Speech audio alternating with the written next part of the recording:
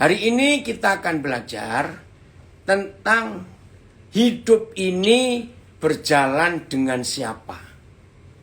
Itu penting sekali. Kita buka ayat yang pertama, Keluaran 33 ayat 15. Keluaran 33 ayat yang ke-15. Kita melihat ayat ini. Keluaran 33 ayat yang ke-15. Keluaran 33 ayat yang ke-15. Musa itu kan orang hebat. Musa itu kan orang cerdas, jenius. Musa itu orang yang ngerti arsitektur, ngerti politik, mengerti berapa banyak bahasa. Karena dia cucunya raja. Musa itu ahli perang. Wah, sudah pokoknya hebat. Tapi kalau kita membaca ayat ini, betapa luar biasanya hidup Musa itu. Berkatalah Musa kepadanya, jika engkau sendiri, Tuhan ya, jika Tuhan sendiri tidak membimbing kami, janganlah suruh kami berangkat dari sini. Ayat Musa pun berkata kepadanya, jika kehadiranmu tidak menyertai kami, jangan membawa kami atau menyuruh kami pergi dari sini. Maka sembah Musa kepada Yahweh, jikalau tiada engkau sendiri pergi bersama-sama, maka jangan apalah engkau membawa akan kami naik dari sini. PIS, jawab Musa, kalau Yahweh tidak ikut dengan kami, jangan suruh kami meninggalkan tempat ini. TSI, jawab Musa, jika engkau tidak menyertai kami, janganlah suruh kami berangkat dari sini. FAYH-nya Filipus. Saudara, dari berapa terjemahan ini mari kita menyimpulkan nanti. Apa sih yang dirindukan Musa itu? Lalu Musa berkata, apabila engkau tidak menyertai kami, kami tidak akan bergerak selangkah pun dari tempat ini. Ibu bapak, saudara-saudari yang ikut belajar saat ini via Zoom, Instagram, Facebook, lewat audionya. Hati Musa dengan Bapa di surga Yahweh Tuhannya begitu bergantung penuh. Padahal Musa itu orang jenius, bukan cuma cerdas. Musa itu orang yang luar biasa karena dia cucu raja. Dan semua fasilitas kerajaan Mesir Musa itu miliki dan dia semua belajar. Tapi ketika dia mengenal Yahweh Tuhan, papanya, dan Yahweh Tuhan itu juga papa kita, ada sikap hati yang luar biasa. Nah, setelah kita membaca dari beberapa terjemahan tentang hati Musa itu, mari masing-masing kita ya menanyakan kepada diri kita dengan pertanyaan ini. Seberapa besar sih kebutuhan kita tentang Tuhan? Pada Tuhan, seberapa besar kebutuhan kita? Pertanyaan berikut, tanyakan kepada diri sendiri. Seberapa besar kita ini merindukan kehadirannya? Pertanyaan yang lain lagi, seberapa besar kita ini memerlukan Tuhan untuk kita berjalan bersama dengan Dia? Nah, coba tentukan jawab itu. Maafkan saya kalau saya menggunakan istilah ini. Dalam kondisi yang bagaimana, ya, dalam kondisi yang bagaimana seorang manusia itu begitu bergantung dan memerlukan Tuhan dalam hidupnya. Saya pertegas, biasanya, maaf ya, jangan ada yang tersinggung. Biasanya orang yang duitnya banyak atau orang yang pas-pasan. Biasanya saya tanya itu. Ya jawabannya ya yang pas-pasan, yang sangat membutuhkan Tuhan, memerlukan Tuhan dalam hidupnya. Maaf, kenapa orang yang banyak duitnya? Maaf, sepertinya nggak seserius orang yang duitnya pas-pasan dalam memerlukan Tuhan. Betul? Ya jawabannya kan uang itu kan setara. Ya sejajar dengan Tuhan. Maka itu supaya saudara dan saya terus bergantung kepada Dia, berjalan bersama Dia, minta penyertaannya. Jawabannya seringlah hidup pas-pasan. Amin. Kalau kita mengalami itu, waduh, kita tuh bergantung betul kepada Tuhan. Nah, cek diri kita masing-masing. Gak usah bilang tahun lalu, bulan lalu, gak usah. Hari ini saja, hari ini. Seberapa besar kita memerlukan Dia untuk kita berjalan bersama-sama dengan Dia dalam perjuangan hidup ini. Musa yang begitu hebat, dia ngomong, jangan suruh kami pergi sendiri. Kami gak sanggup. Kami takut. Kalau bukan kehadiranmu, hadiratmu yang menyertai kami gak akan pergi. Dari tempat ini ada yang komen, karena duit itu setan dan setan itu sendiri setara dengan dan musuh Tuhan sendiri. Betul.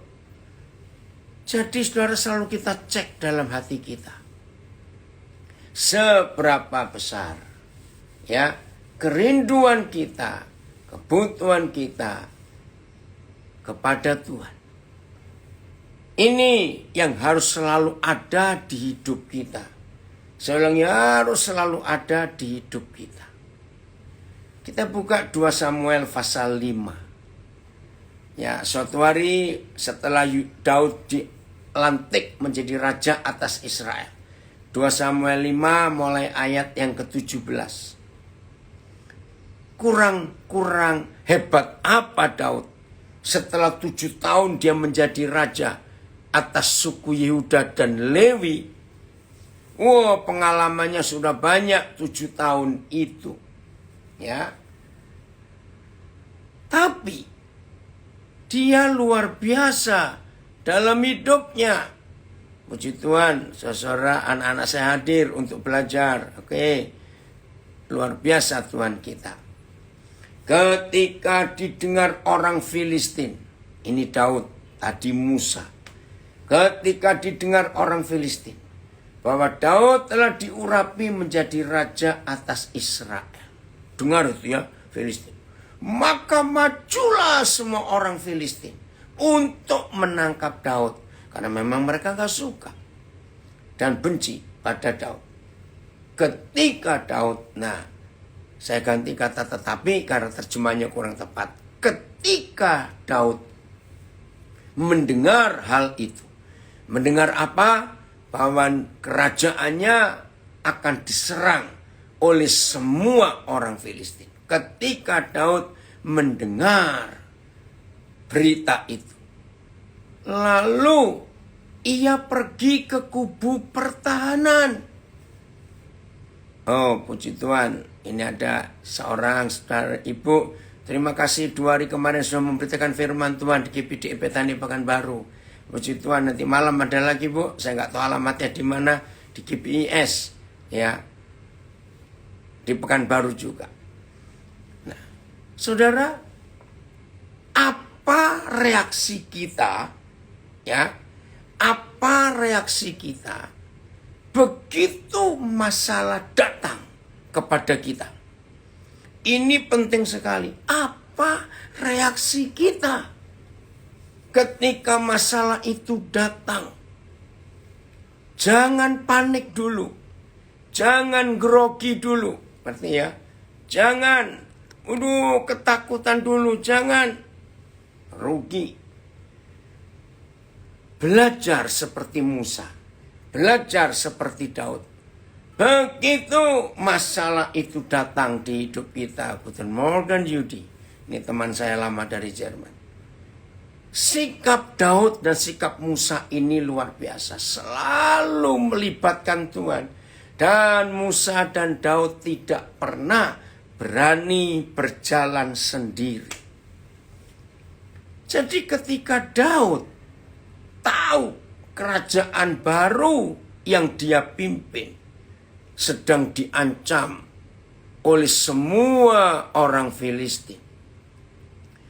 Saudara, logikanya kalau seorang raja di negaranya diserang, ya rapat koordinasi dong. Betul? Ya cari bala bantuan. Ngitung kekuatan tentaranya seberapa besar. Tapi Daud tidak.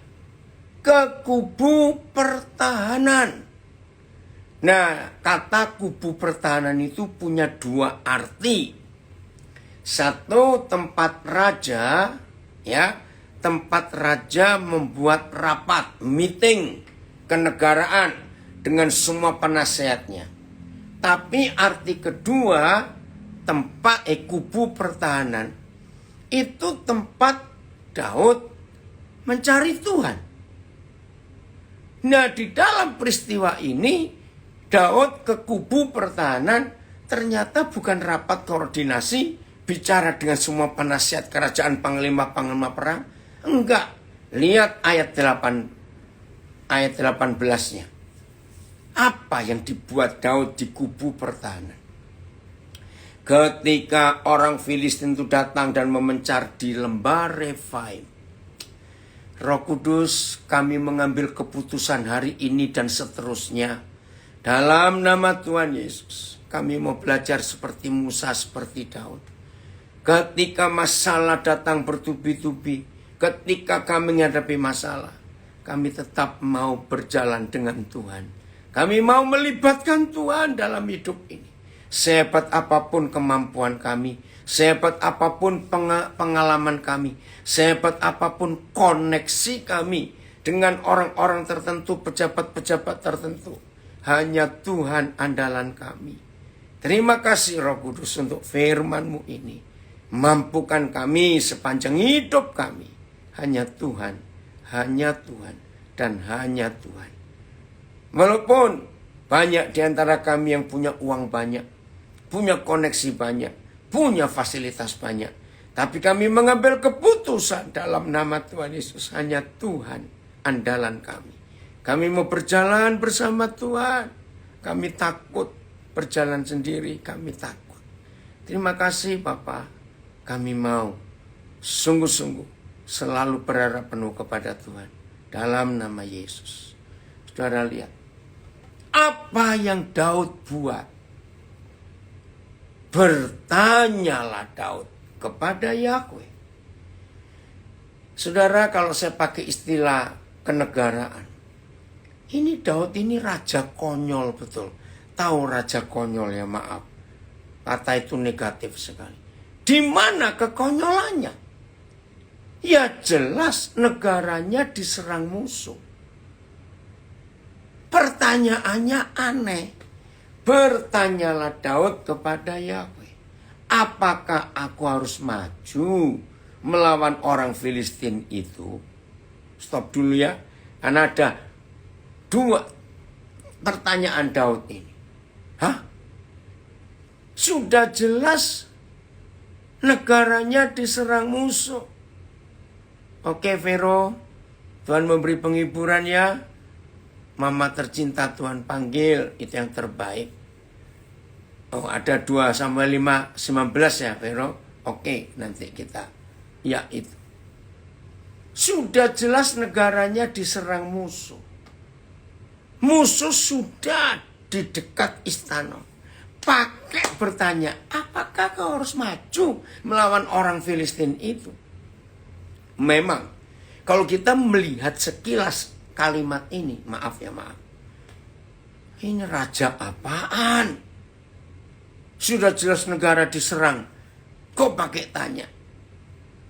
Tapi, melihat kalimat yang berikut, ya, melihat kalimat yang berikut. Akan kau serahkankah mereka ke dalam tanganku? Nah, ini saya tersentak. Saudara, ayo kita teliti kalimat kedua ini. Oke, kalau kalimat pertama, apakah kau harus maju melawan orang Filistin itu? Oke. Kita bisa menilai macam-macam. Tapi ketika kalimat kedua ini diucapkan Daud, akan kau serahkankah mereka ke dalam tanganku? Ayo kita renungkan. Saya terharu dalam sikap hidup seorang raja yang luar biasa ini. Begitu rendah hatinya dia. Sampai dia bertanya, akan kau serahkankah mereka ke dalam tanganku? Nah, misalnya Tuhan jawabnya begini ya. Ini kita belajar. Coba. Kan cuma ada satu di antara dua. Ya. Kalau Tuhan tidak menyerahkan musuh untuk dikalahkan Daud. Ngerti yang kedua? Berarti musuh yang mengalahkan Daud. Karena doa ini, sikap hati Daud ini pasrah. Akan kau serahkankah mereka ke dalam tanganku? Maka itu saya waktu belajar ini. Nah, kalau Tuhan jawabnya enggak. Ayo, terus Daud mau apa? Ayo kita belajar. Maka saya menemukan. Misalnya. Tuhan tidak menyerahkan orang Filistin ke dalam tangan Daud. Maka ya Daud yang akan ditangkap dan dikalahkan oleh orang Filistin. Pertanyaan berikut.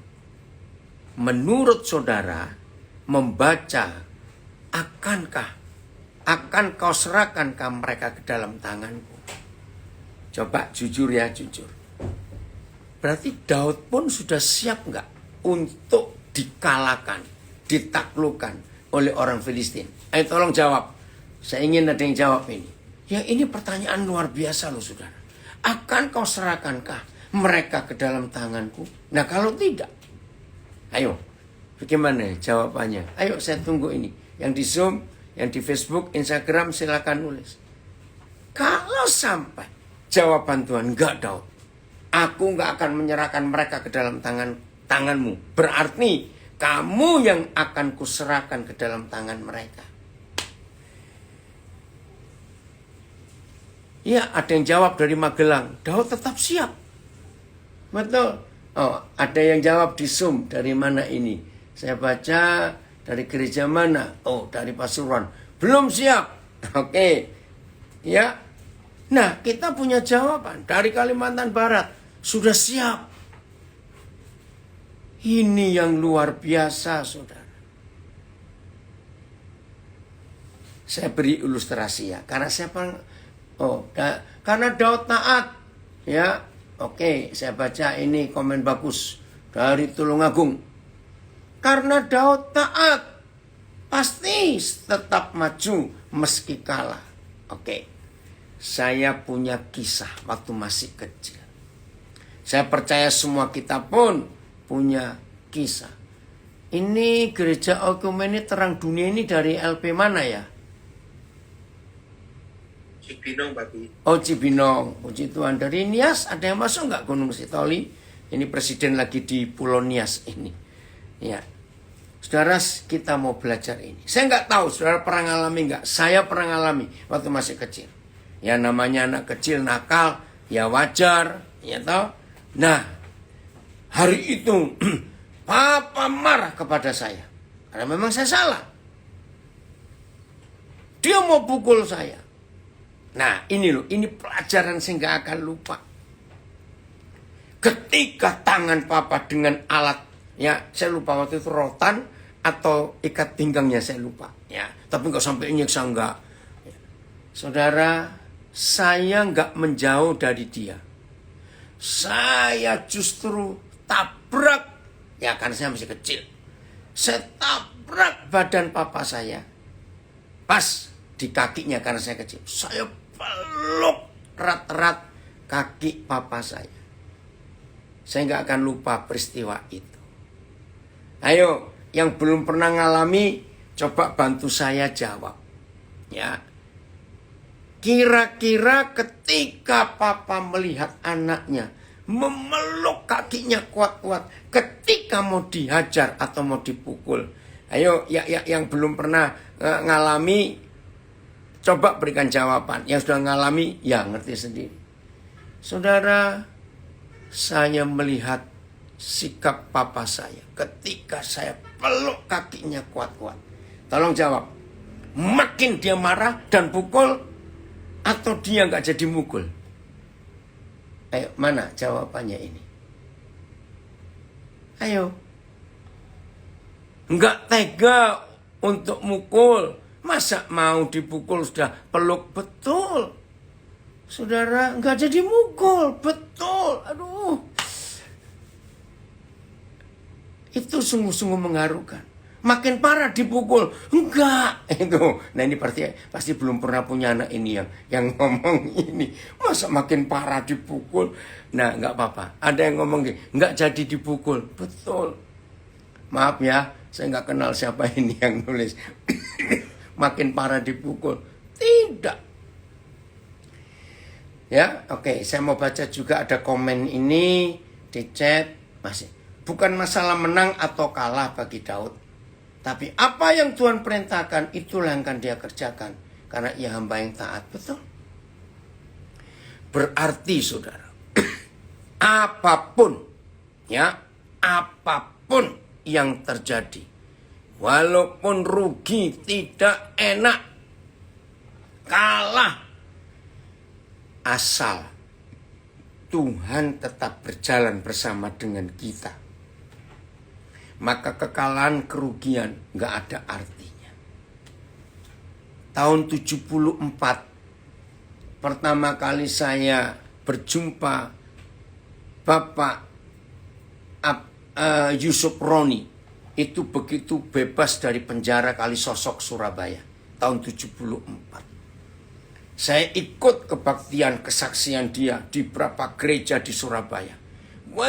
Tahun itu awal 70-an itu Bapak Yusuf Roni ini luar biasa, saudara.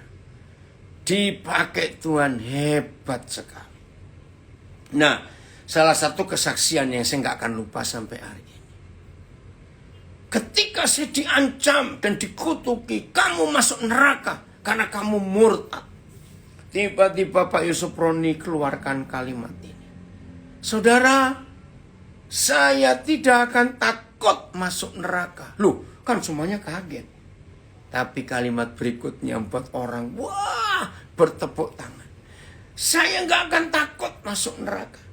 Karena saya tahu kalau saya harus dimasukkan neraka oleh orang-orang itu, maaf, neraka akan jadi surga.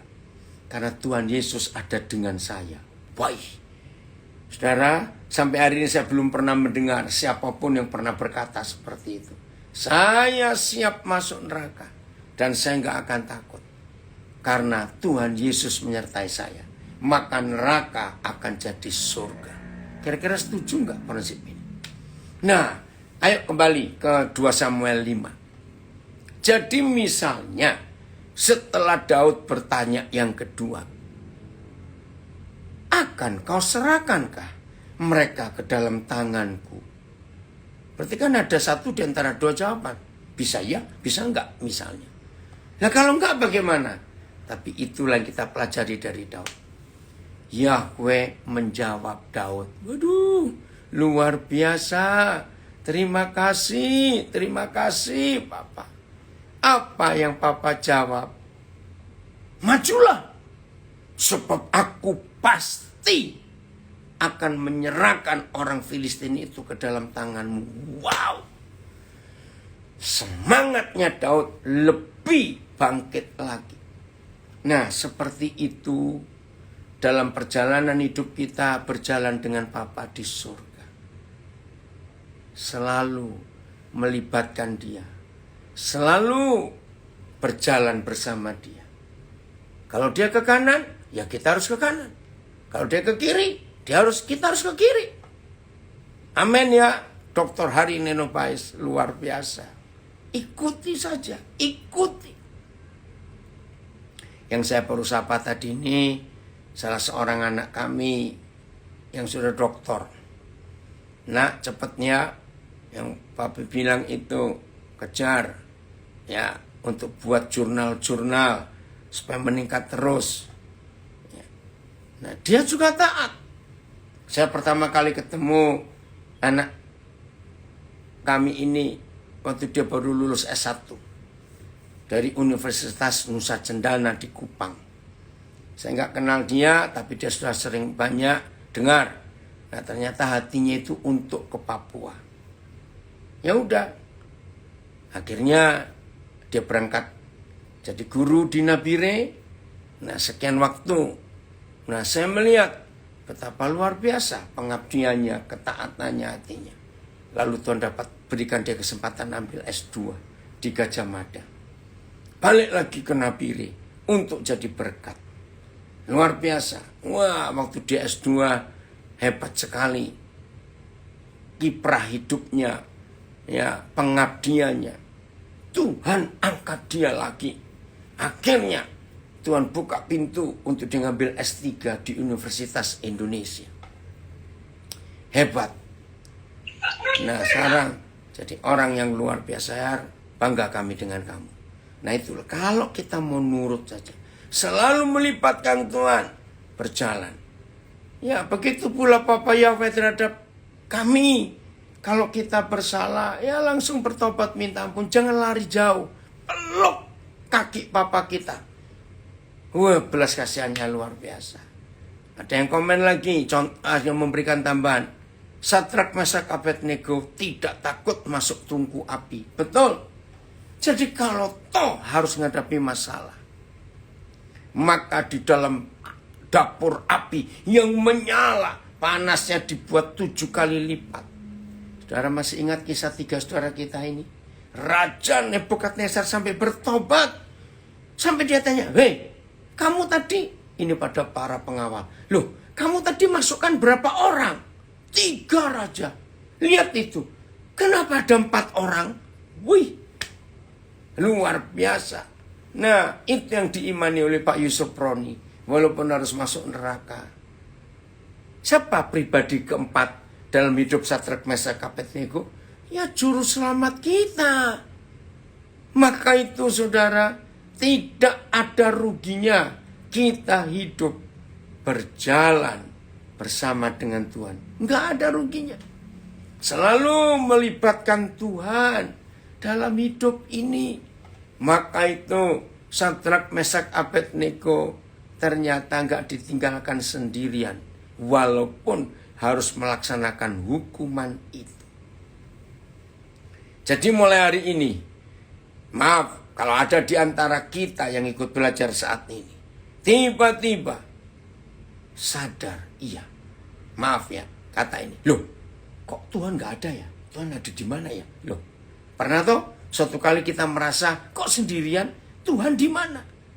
Jangan berkata, oh Tuhan telah meninggalkan aku. Salah. Saya ulangi, jangan sekali-kali pernah berkata, kalau kita terjepit, kita mengalami banyak hal yang tidak baik. Jangan pernah berkata, oh Tuhan telah meninggalkan aku. Salah. Yang betul adalah kita yang meninggalkan dia. Karena dia tidak pernah meninggalkan kita. Sebab dia sudah berjanji, namanya Immanuel. Jadi yang suka berkata, Tuhan meninggalkan aku. Tidak. Kita yang meninggalkan dia. Saya masih ingat 2 lagu lama, ya, tapi masih relevan kalau dinyanyikan. Ku tak dapat jalan sendiri. Nah, itulah Tuhan, tolong padaku. Ya, kita nggak bisa jalan sendiri dalam hidup ini. Lalu ada lagu lain lagi. Yesus tidak pernah tinggalkan. Yesus tidak pernah tinggalkan. Memang. Jadi Yang suka meninggalkan itu kita. Lari. Maka itu tema kita hari ini. Belajar hidup berjalan dengan Tuhan. Wow. Anak saya dari Brisbane hadir. Ya James. Jadi Tuhan gak pernah ninggalkan. Kitanya yang suka meninggalkan Tuhan. Dari LP Pasuruan. Milikilah karakter yang benar. Dan jangan mengejar reputasi. Memang reputasi dapat membawa kepada kekayaan dan ketenaran. Tapi karakter membawa pada kebajikan dan kekekalan. Amin. Wah, puji Tuhan. Ya, ada yang komen lagi. Berjalan bersama Tuhan tanpa rasa takut dan khawatir. Dia adalah umpama kompas yang tidak pernah menunjuk dan membawa kita ke jalan yang salah. Betul sekali. Jadi Tuhan itu luar biasa. Nah, ini komen Dr. Harini Nubais. Intinya memang taat saja, walaupun belum tahu bagaimana nantinya. Tetapi saya percaya Tuhan itu sangat baik. Betul. Berjalan bersama Tuhan Yesus itu sangat menyenangkan dan melegakan. Walaupun banyak tantangan dan permasalahan. Tetapi ia selalu setia memberikan kekuatan dan penghiburan melalui Roh Kudus-Nya. Itu dia. Terima kasih nak. Seorang dokter aja bisa punya komen seperti ini. Nah, ayo semua kita tetap memeriksa, tetap mencari jawaban. Hari-hari ini. Tuhan di mana, aku di mana? Puji Tuhan kalau saudara dan saya masih mendapati dan masih menemukan kita sedang berjalan bersama Dia. Puji Tuhan untuk itu. Tapi kalau ada di antara kita yang sedang menemukan fakta, wih, kok Tuhan jauh dari aku? Nah, salah lagi. Kitanya yang menjauh dari Dia. Dianya nggak pernah ya menjauh dari kita. Namanya aja Immanuel. Selalu berjalan bersama dengan kita. Dan selalu menyertai kita. Puji Tuhan untuk itu. Jadi hari ini kita mendapat jawaban. Bagaimana kita tetap berjalan bersama Dia. Jangan kemana-mana. Bergaul dengan Tuhan itu hidup heno. Itu dalam bahasa Inggris nggak disebut bergaul. Friendship ya. Tapi walk with God. Berjalan bersama Bapa di surga. Ya itu bergaul. Terus setiap saat. Berjalan. Ngikuti Dia. Kita contohnya.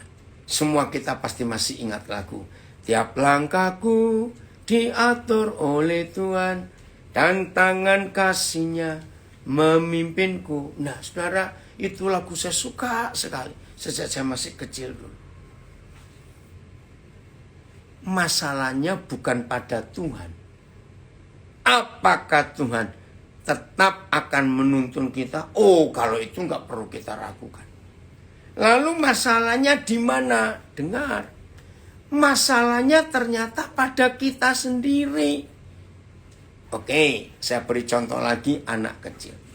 Ya, karena saya sering jalan ya bersama cucu, jalan bersama dengan anak-anak waktu masih kecil. Oh ya, ini kesaksian saja. Saya bersyukur kepada Tuhan. Ya, 5 Juli kemarin, ini kan tanggal 8. Ya, saya juga kaget loh. Terus sampai saya itu ya tertawa sendiri. Saya dapat berita dari salah satu cucu kami. Bilang, "Opa, hari ini namanya Shalom Anindito Latukolan sudah lahir di Semarang tanggal 5 Juli yang lalu." Saudara, saya baca pertama itu ya ikut senang gitu loh. Aduh, opa sudah lahir Shalom Anindito Latukolan. Oh ya, waduh saya senang. Setelah saya baca ya itu saya jadi tersentak. Apa? Ya ampun. Berarti saya sudah punya cicit sekarang. Bayangkan. Ya enggak, berarti ini cicit saya yang pertama lahir. Terus saya itu, setua apa sih saya ini? Kok sudah punya cicit? Ngerti ya pertanyaannya? Tapi saya bangga. luar biasa. Bahkan cucu saya yang satu ini mengalami mujizat yang hebat sekali. Hebatnya di mana? Sebetulnya Tuhan sudah menyuruh dia visinya untuk jadi dokter. Tapi karena dia melihat keadaan orang tuanya yang cuma pegawai negeri, apalagi bapaknya stroke, nggak bisa ngapa-ngapain. Bagaimana mau ambil kedokteran? Ya udah, saya juga ikuti. Akhirnya dia masuk kuliah di Universitas Sugio Pranoto di Universitas Katolik Semarang. Masuk semester 3. Roh Kudus kejar dia. Enggak, kamu harus masuk kedokteran. Ya tapi di mana? Akhirnya dia ngomong, "Opa, saya salah enggak sih? Ini hati saya itu didorong untuk ngambil kedokteran." Saya juga mikir, lah ini sudah bayar untuk masuk ini mau semester 3. Nanti kalau pindah, lalu bayar lagi.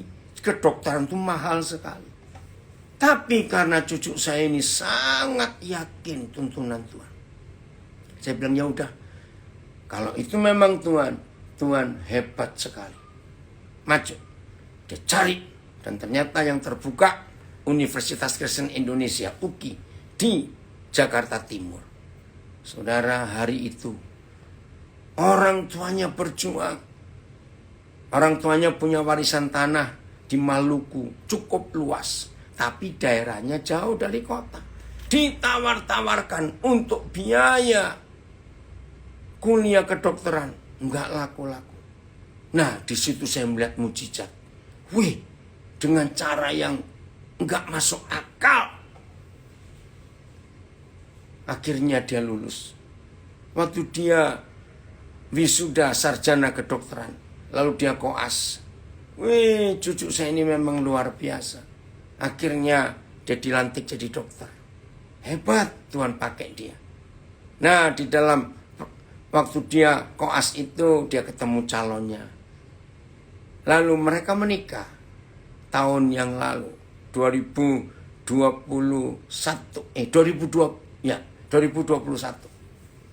Puji Tuhan. Inilah ketaatan berjalan bersama dengan Tuhan. Maka itu gak usah takut dalam hidup kita. Kalau kita mau berjalan bersama Tuhan, yang gak masuk akal itu akan jadi masuk akal. Gak ada yang mustahil kalau kita berjalan bersama dengan Tuhan. Hebat sekali Tuhan kita. Dan itu sungguh-sungguh luar biasa. Maka itu saudara, periksa hidup kita. Hari-hari ini kita sedang berjalan bersama dengan siapa? Kembali ke 2 Samuel 5. Ini bagian terakhir. Ya. Lihat, akhirnya Daud memang menang. Ya, ayat 21. Ayat 21.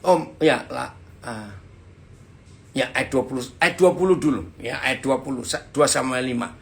Karena Daud bertanya dan Tuhan menjawab, Tuhan menyertai. Lalu datanglah Daud di Baal Perasim dan memukul mereka. Musuh-musuh itu kalah di sana. Berkatalah ia, Yahweh telah menerobos musuhku di depanku seperti air menerobos.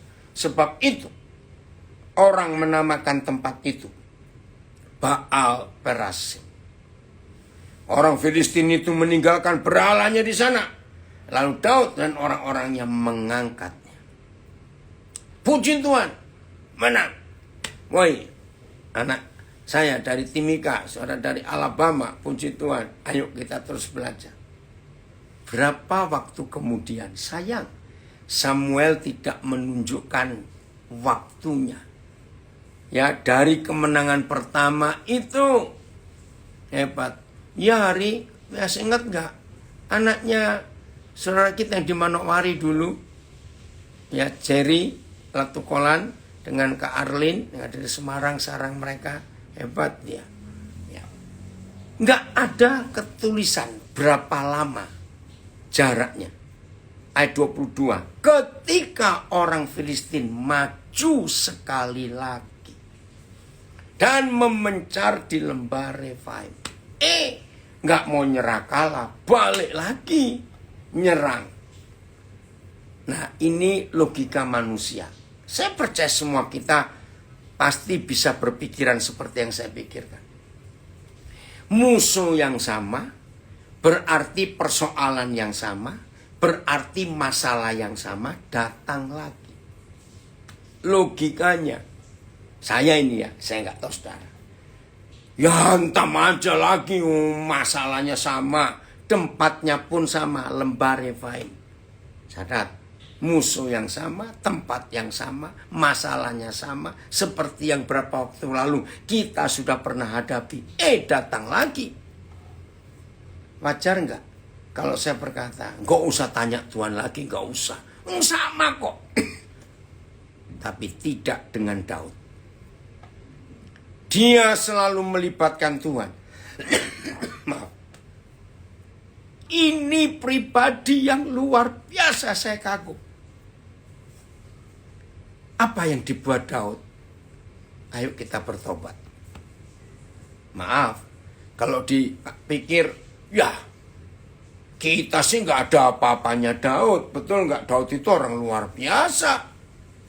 Tapi serendah hati itu Daud. Selalu melibatkan Tuhan. Ku tak dapat jalan sendiri. Nah itu lagunya. Daud gak mau jalan sendiri. Dia gak berani jalan sendiri. Ayat 23. Maka bertanyalah Daud kepada Yahweh. Dia tanya yang sama. Walaupun gak ditulis di ayat 23. Tapi sama. Karena jawaban Tuhan sama. Dalam arti dia menjawab yang Daud tanya. Maka bertanyalah Daud kepada Yahweh. Sama, maju enggak?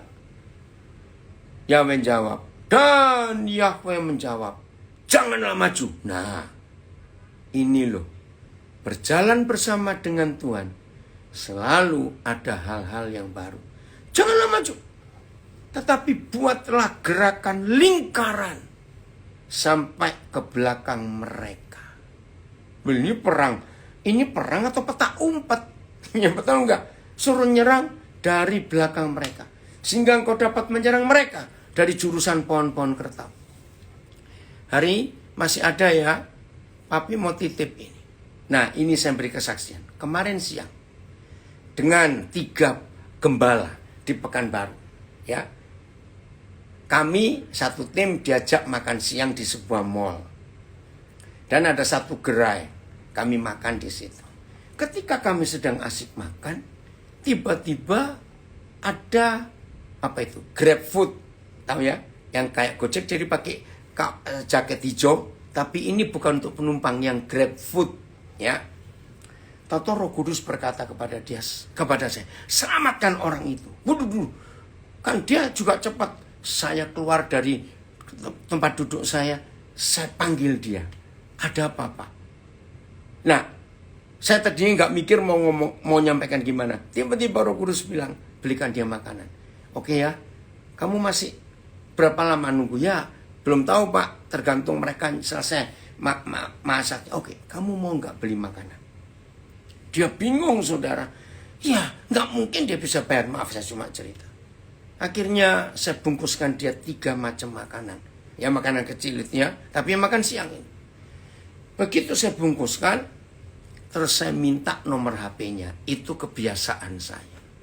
Dan di hati ini ada suatu dorongan yang kuat untuk menolong anak orang ini. Masih muda, umur 24 tahun. Saudara, saya kembali ke tempat duduk. Saya sudah dapat nomor WA-nya, saya WA dia. Nah, berapa saat kemudian dia balas. Dia kaget. Kenapa saya bisa tahu masa kecilnya yang begitu parah? Nah, saya ini belum pernah ketemu orang. Hari nanti tolong dia dapat kos di Dr. Muardi. Papi belum tahu Muardi berapa. Ya, ini luar biasa. Saya ini belum pernah ketemu orang seperti orang ini. Namanya Hanif Umar Mursyid. Dia itu hidupnya datar sekali. Saya sampai bingung. Datarnya gimana? Saya tanya, Apa cita-cita hidupmu? Nggak tahu. Loh. Terus besok-besok kamu bagaimana? Ya terserah. Pokoknya saya bisa makan. Lah, saudara, dia tinggal dengan ibunya. Tapi ibunya pun nggak sayang dia. Sampai dia berkata gini. Akhirnya dia manggil saya papa. Pak, misalnya saya pun mati. Ibu saya nggak pernah pusing kok. Ya ampun. Bapaknya sudah lari lama waktu dia masih kecil. Tahu-tahu Roh Kudus ingatkan.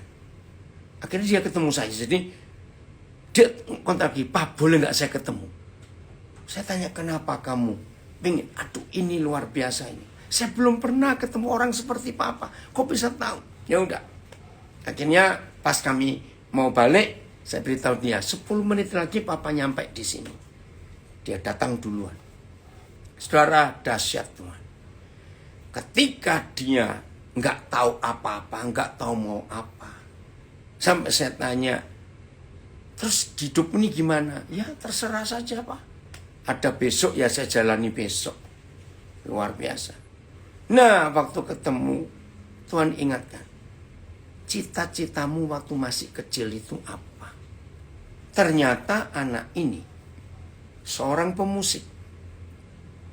Nah, dari situ ketahuan ibunya nggak suka dia jadi pemusik. Karena ibunya maksa dia jadi PNS. Wah, waktu terbongkar itu dia kaget. Pak, saya sudah pendam lama tentang musik ini. Begitu semangatnya dia menceritakan musik. Saya langsung telepon anak saya yang punya studio dan punya perusahaan rekaman musik. Saya telepon. Nah, yang saya kaget, waktu dia telepon dengan anak saya, dia itu bisa menanyakan beberapa jenis program ini, program itu, yang saya juga nggak pernah dengar. Hah? Kok kamu bisa ngerti itu? Iya Pak, itu cita-cita saya. Maka itu ketika Papa nelponkan perusahaan ini, wah saya semangat. Akhirnya anak saya bilang, ya udah. Terus saya tanya, jadi kamu kapan bisa berangkat ke Jakarta? Ini jawaban dia. Sekarang pun saya siap. Loh, jangan sekarang, saya bilang begitu. Loh, kamu tuh gak perlu persiapan apa-apa. Apakah Papa perlu telepon ibumu? Gak usah Pak. Saya gak punya apa-apa, gak punya siapa-siapa. Maka itu saya mau berangkat kemana aja gampang. Bayangkan ada orang seperti itu. Akhirnya hari Senin nanti tanggal 11. Bersama kami balik ke Jakarta, dia akan ikut. Dan semalam saya sudah dapat tempat dia kos. Itu hari di Dr. Muardi, cuma papi belum tahu Muardi berapa. Saudara, oh itu dia Muardi 2F nomor 1, pada yang saya nulis itu. Jadi ngerti ya, kalau kita berjalan bersama Tuhan itu apa saja jadi indah. Nah, kemarin malam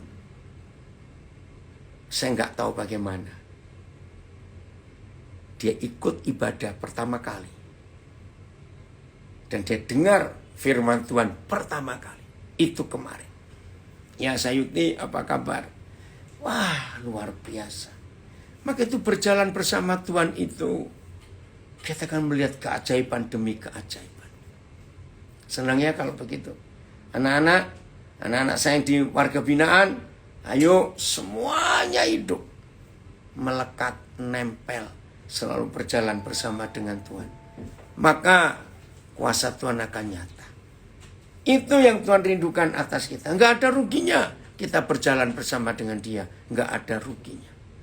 Maka itu ayo hari ini kita ambil putusan itu.